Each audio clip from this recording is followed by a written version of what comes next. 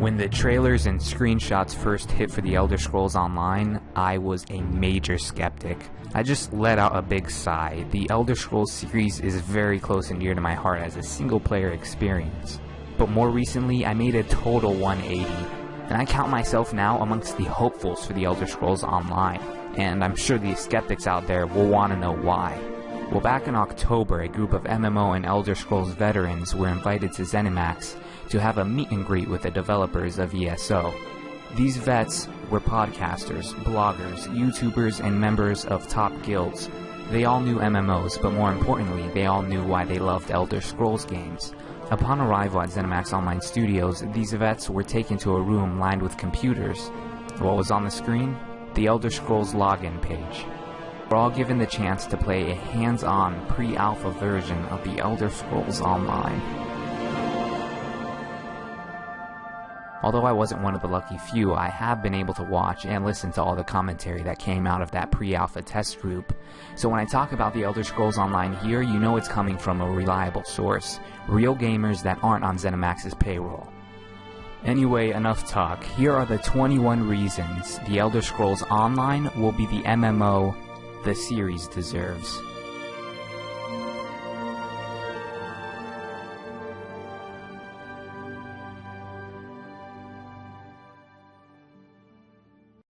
If you're watching this video, chances are you're a test fan, so here's a disclaimer. No matter which installment of the series was your first, I will be referring to Skyrim in this video, since it's the most recent in memory, and will relate to the largest audience.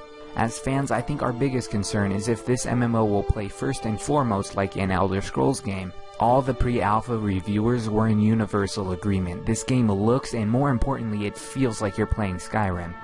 One of the reasons? First person. On the one hand, you can go for an over-the-shoulder perspective, but scroll in your mouse and you are in first-person perspective. I don't know about you, but this was a major deal breaker for me. For me, putting myself in the shoes of my character means a first-person perspective, where I can see my hands. See, in MMOs we're used to the impersonal dungeon crawler's perspective, where you're hovering over your character and controlling him or her with a mouse like a puppet master. ESO does what an Elder Scrolls game should. It puts you in the shoes of your character.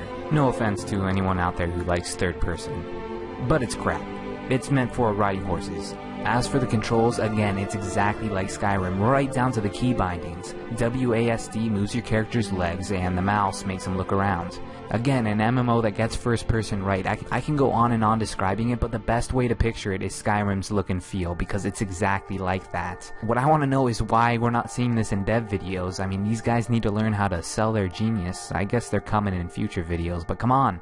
Another deal breaker, interacting with objects around you. This is also important in an Elder Scrolls title. It's what lets you stack cheese wheels, steal sweet rolls, and play with dead bodies. God, that's fun. If I'm describing you, ZeniMax wishes to uphold your right to steal from the honest, hard-working citizens of Tamriel. That's right, you can in fact manipulate items in your environment. See a crafting material you really need, snatch it right off the shelf, just like in Skyrim. The Elder Scrolls Online is bringing the test formula of player/world interaction to MMOs, which will make it the first MMO where you can meaningfully, or unmeaningfully, move objects in your environment at will. If you watched my previous video, you'll remember the skeptic argument that talked about the static nature of MMOs. In traditional MMOs, if you jump on a table and run around, objects will stick stubbornly in place, like they're glued down or something. The Elder Scrolls Online responds by applying the good old test logic, which will take you from being a tourist in a virtual space to an inhabitant in a fantasy world. An inhabitant that can swipe a health potion off a table and use it later in a fight. That to me is beautiful. Skyrim beautiful. What is Skyrim if not a game for kleptomaniacs? It doesn't stop there, my fellow Elder Scroll acolytes. Dialogue. Lots and lots of dialogue. Unlike traditional MMOs, Skyrim puts all their NPC interaction to shame with their own fully voice-acted characters. None of this reading bullcrap like you see in WoW. I'm here to tell you that from the pre-alpha gameplay, The Elder Scrolls Online is fully voice-acted.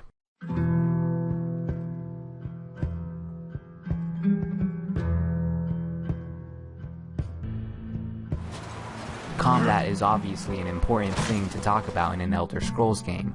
Where huge emphasis is normally placed on role-playing and exploration, you'll still find yourself fighting your fair share of bad guys. Now, here's a trivia question for you. MMO players spend a majority of their time looking at what? I can tell you one thing, it's definitely not the on-screen action. It's those little obnoxious squares that tell us when we can swing our sword. Apparently MMO logic says that after swinging your sword in a certain way, you temporarily forget how that action is performed for a couple seconds. Developers do this so we can't spam the same high damaging ability for 8 hours straight. I mean, there has to be something limiting your power or everything just becomes a face roll, but could you imagine an Elder Scrolls game where you have to wait a couple seconds each and every time you cast a fireball? Apparently ZeniMax can't imagine it either, so they've done away with the cooldowns entirely. Now, if you're listening to this and you've played MMOs before, you know how extreme this change is. It's never been done before, and Talos bless them for it. Instead, the only limitation adventurers will have to worry about is their stamina bar, magicka bar, and health bar. Sound familiar? Alright, so no cooldown bars, that's cool, but what else is ZeniMax doing to bring the Elder Scrolls style combat to MMOs? After all, there is a lot separating traditional MMO combat from a game like Skyrim, stealth being one of them.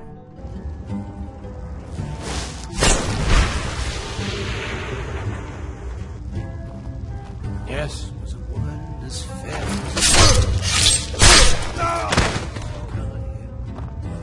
I'm gonna find whoever did this.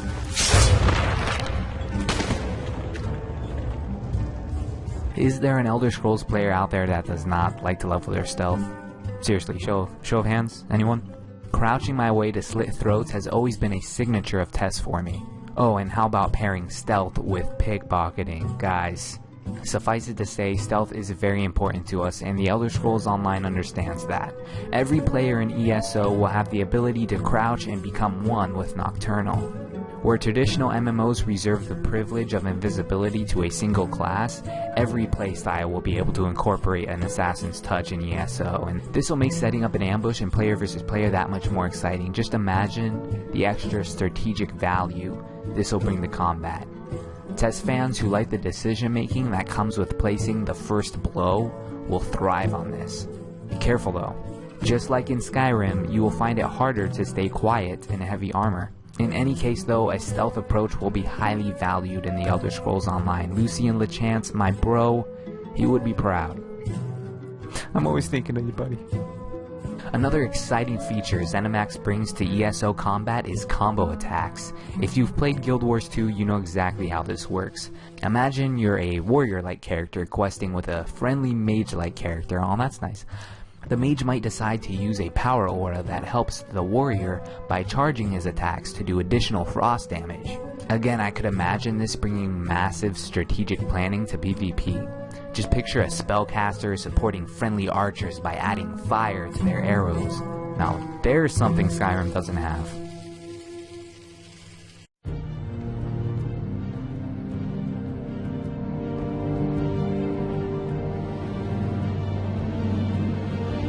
The players that had a go at the pre-alpha are all in agreement. The screenshots we're seeing for the Elder Scrolls Online doesn't do the game justice. The character models are still under construction, but everything from the landscape to the items sitting on tables looks stunning, they say. They say that these aren't, and I quote, the watered-down MMO graphics we're used to. It's clear ZeniMax has an art team that has been very hard at work taking special care with the small details we are used to seeing in a test game. Not to mention they're bringing back old art assets from past Elder Scrolls installments, including familiar enemies, like the Dwemer mechanical spears and imps from Oblivion. It's a Tess fan's wet dream. Black Marsh, Elsewhere, Valenwood, the Somerset Isles, Hammerfell, High Rock, Cyrodiil, Skyrim, and Morrowind, all in the same game for the first time ever. We're told these won't just be the rough, watered-down MMO representations either. The game's designers have been hard at work mapping the old points of interest that will take us back to the days of Morrowind, Oblivion, and Skyrim. Remember those Daedric temples you visited in Morrowind? Confirmed. They are in ESO. Healthy dose of nostalgia? Anyone? Tamriel becomes a fully actualized world where we can run from one end to the other. No matter which test game it happened in, when you hit that invisible wall for the first time, it was nothing short of a traumatic experience. The Elder Scrolls Online will have these walls too, only they will be 9 nations wide. Just saying that gave me a semi. Oh, and these 9 nations we're talking about, yeah, they're at war. The Elder Scrolls Online will see 3 factions vying for control of Cyrodiil. This is Cyrodiil we're talking about, guys. The entire setting of Oblivion. The entire setting of Oblivion will be a war-torn land where the Daggerfall Covenant, Bretons, Orcs, Redguards, the Ebonheart Pact, Nords, Dunmer, and Argonians, and the Altmeri Dominion, Elven Supremacists, will fight around the clock to crown an emperor. In the Elder Scrolls, we like to talk about choice, but in every Elder Scrolls game, the Emperor is not one of those choices. I want to be freaking Emperor. We've never had that choice in the past, but in the Elder Scrolls Online we will. The faction controlling Cyrodiil will be able to crown one of their own players as Emperor. So what do you say, guys? Huh? Gonna have the job? I mean, come on. Hey, you haven't heard my campaign slogan yet. Let them eat sweet rolls. You see what I did there? Yeah, with the word sweet rolls. It's something we can't even do in real life. The ability to simply run in any random direction and find adventure, unravel mysteries, and make a massive amount of gold doing so. Only in an Elder Scrolls game, and only in the Elder Scrolls Online. When those gamers sat down to demo ESO, what do you think 90% of them did right off the bat? I'd like to think one ran into the forest, the other went into a cave, the other into a bandit camp, and the other into a crypt, and 1 or 2 of them might have actually followed the main quest line. Ladies and gentlemen, I don't shed a tear when I look at the American flag, but by God, I shed a tear for that. That freedom of exploration is paramount in an Elder Scrolls game, and it's paramount in the Elder Scrolls Online. Some players will want to walk around town talking to NPCs and come across a quest that way. There was one gamer that ran into a cave where he said he found a rather annoying mage who proceeded to taunt him throughout the entire dungeon until he finally put his hammer in his skull. Stumbling across quests organically happens all the time in Skyrim, and according to the people who got the chance to play the pre-alpha, it will happen too all the time in the Elder Scrolls Online. One quest leading to another, which leads to another, which leads to another. Books are rarely ever cited as a reason to be excited for anything, but I, for one, I am a lore nerd. Fun fact, there are over 820 books, journals, letters, and recipes dotting the land of Skyrim. The mere thought of that wrinkles my brain. Lore nerds will be happy to know that you can in fact pick up books and read them, but did you know that these books also contribute to achievements, for all my achievement whores out there? And your Mage's Guild reputation? Collect enough books in ESO and it's even said that you'll trigger a Mage's Guild questline. Nothing takes you out of a game like having to pull up a full screen map, and even then it only points you to cities and stuff. The test compass really is a staple of this series, and you'll be glad to know it's back in the Elder Scrolls Online. Skyrim has always been praised for its lean and uncluttered user interface, and in ESO you will be treated to the same. Where the sheer amount of UI in other MMOs can be downright ridiculous, I'm looking at you, Eve. Here we're only getting the essentials: 6 abilities, health, stamina, magicka, compass, and a chat box. All of which you can move around at will. I really believe a lean UI is key to healthy immersion. Enemy AI in MMOs can be downright pitiful. Questing in MMOs is made a grind because I think, let's face it, enemy mobs are a face roll. Aside from the occasional elite monster, you don't find yourself using much brain power when approaching a fight. The moment leveling in an MMO has you doing other things, like in my case watching Game of Thrones on my other monitor. The boy means nothing to me. Oh, I can't stand the wailing of women. I'm telling Mother! You can't!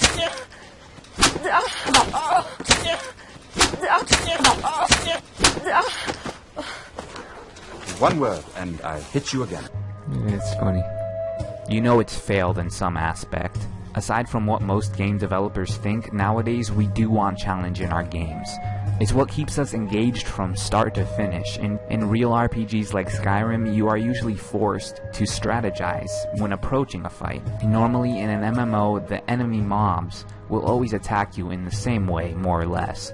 ZeniMax Online Studios has made it their mission to spice things up considerably by scripting the enemy AI in such a way that will make it present itself as a different challenge when facing different situations. For example, an enemy will approach combat with a thief-like character differently than it would if it was fighting a mage-like character.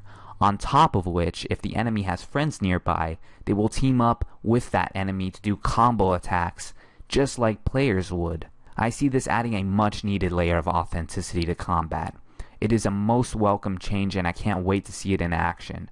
Dynamic and engaging combat with NPCs is what separates the epic RPG adventure from the tedious MMO grind.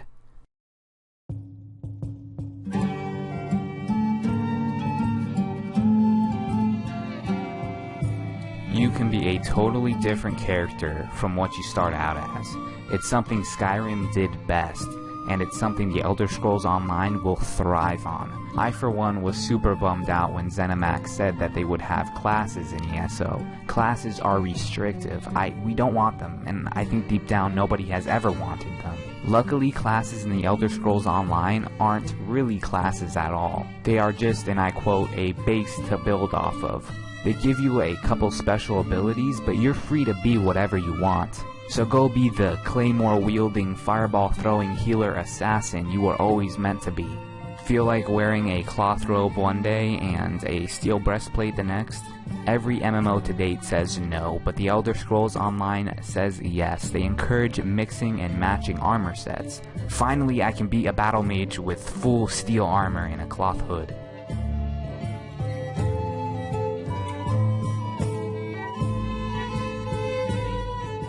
Any MMO veteran watching this video would agree that the Mega Server is a gift from Mara herself. Having friends you want to play with scattered on different servers will no longer be an issue. Paid server transfers, free server transfers, what have you, they're all out the window now. How about just one freaking server that divides everyone up on its own? That's what the Mega Server is. It will automatically put you with friends and guildmates, and if that isn't good enough, you can control which phase you want yourself in, so you're never separated from friends. Either way, we vote yes to the one server to rule them all. Birds of a feather flock together. It's no different in an online game. Don't like playing Elder Scrolls games with 12-year-old kids? Maybe you're some kind of pervert and only want to play with 12-year-old kids. Are you a hardcore raider, PvPer? When you log into the Elder Scrolls Online for the first time, you'll be provided with a questionnaire.